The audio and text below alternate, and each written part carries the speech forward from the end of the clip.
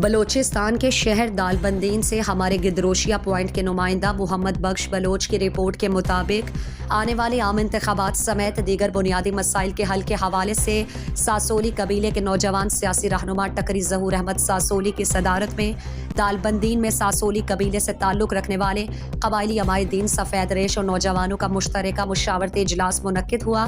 اجلاس میں ضلع چاغی کے مختلف علاقوں سے قبیلے کے لوگوں نے بڑی تعداد میں شرکت کی۔ اجلاس سے نوجوان سیاسی رہنما ٹکری ظہور احمد ساسولی، میر محمد یوسف ساسولی، مولوی عبدالقادر ساسولی، مولوی مبارک ساسولی، عید محمد ساسولی اور دیگر نے خطاب میں کہا کہ اتحاد اور اتفاق وقت کی اہم ضرورت ہے۔